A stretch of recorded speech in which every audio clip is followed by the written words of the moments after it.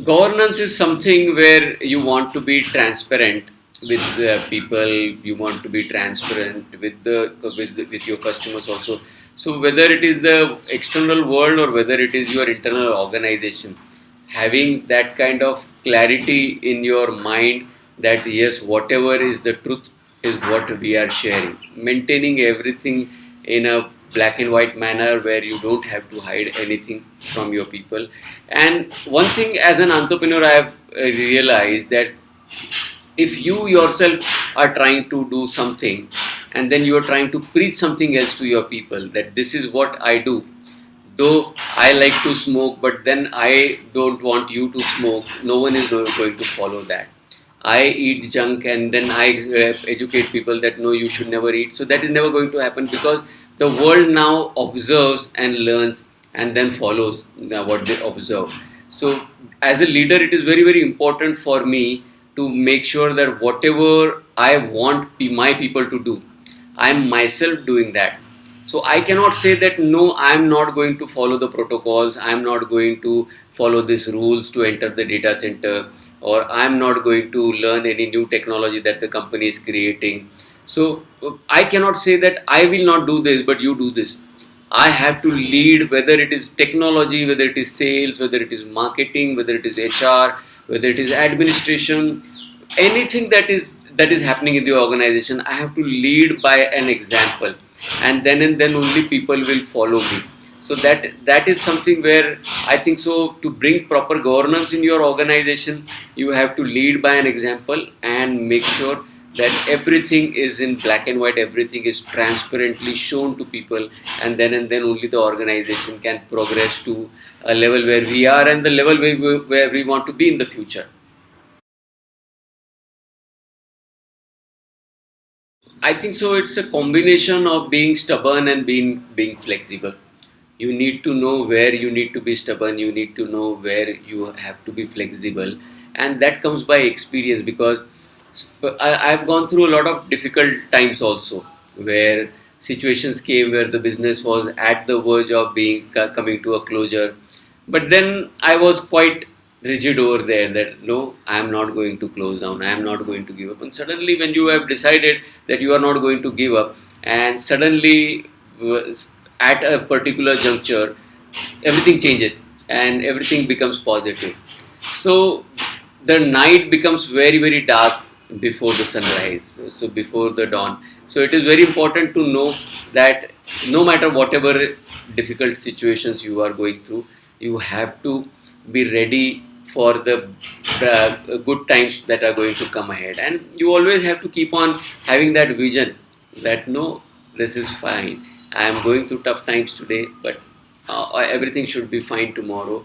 And one thing I have also learned as an entrepreneur, call it a spiritual awakening or call it anything you may say, but nothing in this world happens as per my desire. Nothing in this world is happening as per my desire, but everything in this world is happening as I want. So when you learn this thing, that no matter what I am thinking that okay, this tree should grow these flowers, it may not happen, my people should do this, they may not do that, but eventually everything falls in place as it needs to be to work in my favor. When you start practicing this on a regular basis, automatically everything around you starts happening for your betterment, for your organization, for your family, and everyone starts getting benefit out of those. Then you start extracting value. Then more and more people start associating with you because they see that you are getting some value. Those who are already associated with you, they are getting some value, and they see that everyone around you is happy because whatever they are wanting, they are all are getting that. Automatically, more and more people want to join, and that is how an organization is built.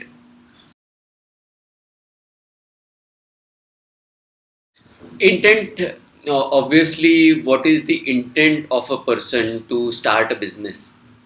As Mr. Ratan Tata had mentioned once, that Tata Group is a group of industries. We are industrialists, we are not businessmen. And as I spoke to you, you also mentioned that you also want to be an entrepreneur and an industrialist. You don't want to be a businessman. So to do business, then people will start following certain paths which is not right also.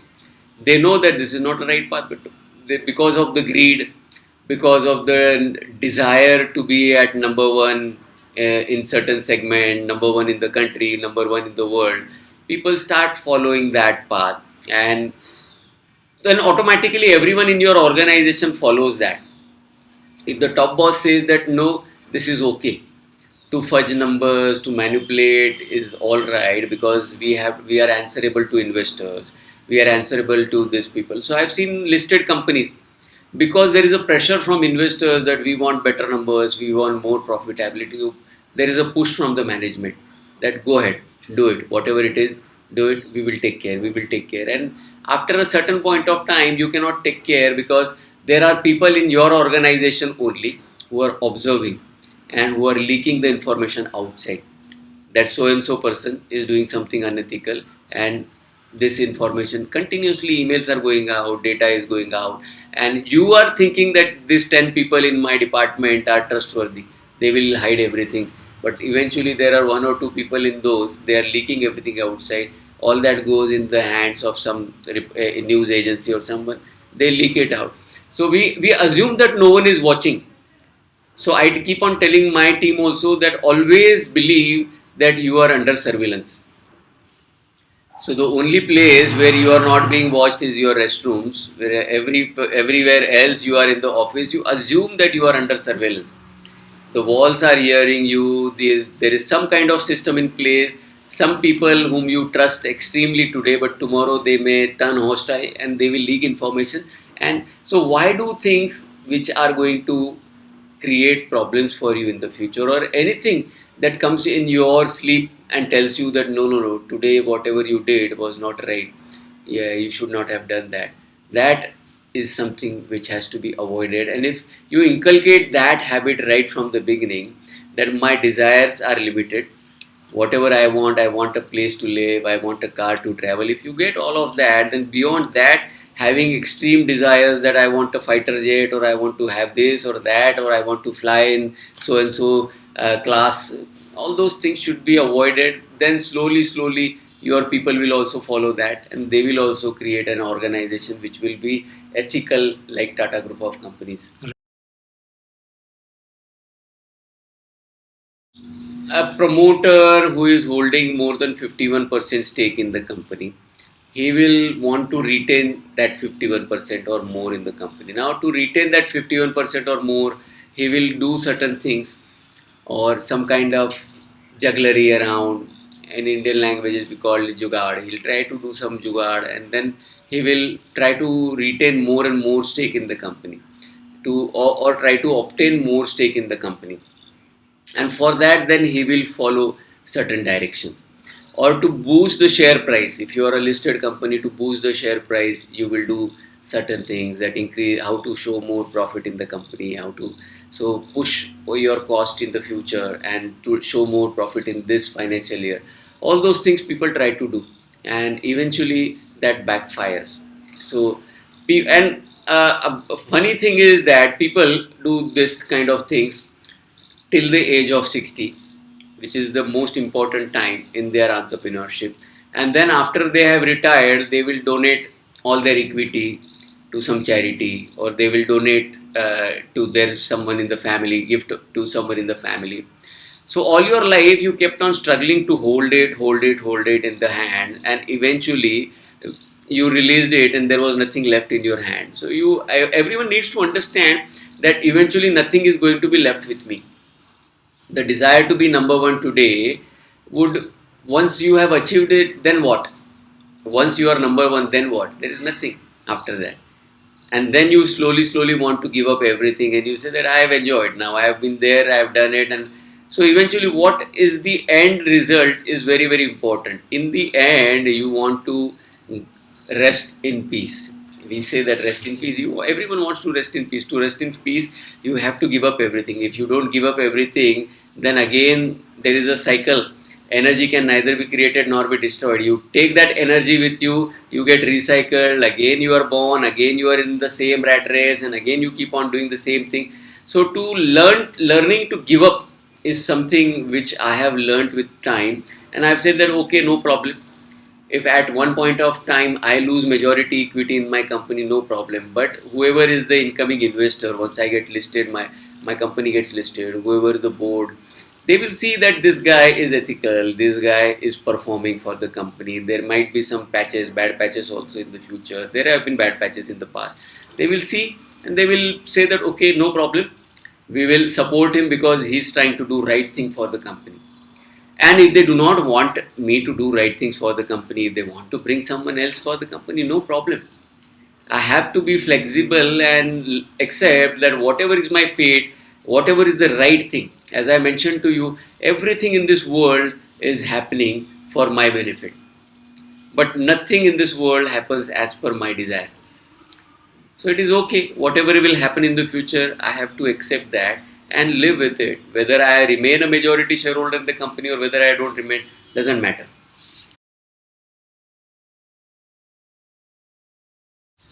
Run a profitable business right from the day one. Do not have aspirations to get equity in a loss-making company. So I've seen a lot of young generation people. They come to me and they say we are in loss, but we want equity in the company. But that has changed post COVID-19. So investors are no longer wanting to invest in a loss-making business. Very few, like maybe if 100 such deals were happening earlier into loss-making companies, now only 4 or 5 deals are happening in a loss-making company. So for someone who is making losses today and assuming that they should get investor money, please don't waste too much time chasing investors. Run the business in profit. Take as minimum debt as possible. In the future, enterprises are going to be the ones who are going to be profitable right from the day one. And once you generate more profits, your own profits gets reinvested into the business, and they generate more and more wealth for your organization. They generate more and more value for your organization, and then people will be behind you. Investors would be behind you that you are a profitable firm today. We want to put money. Then you can tell them that no, I want 25 multiple of EBITDA, I want 30 multiple of EBITDA. People will give that kind of valuation to you because you are profitable, you are generating value, and you are not dependent on them today. They want a pie out of your profits. That's why they will come and want to invest in your business. So it is little tough initially to generate profitable venture, to create a profitable venture. But once you do that, automatically you will see that those permutations and combinations falling in place, and that multiplication factor, it will suddenly see your business will. So those first couple of years, maybe those 2-3 years were tough for you, but suddenly you will see that after incorporation, 6th, 7th year, 8th year, 9th year, 10th year, you will see phenomenal growth, and that will take your organization to a completely different level. Thank you so much, Piyush, sharing your views and thoughts, insights on this. So I'm done with my design, set of questions.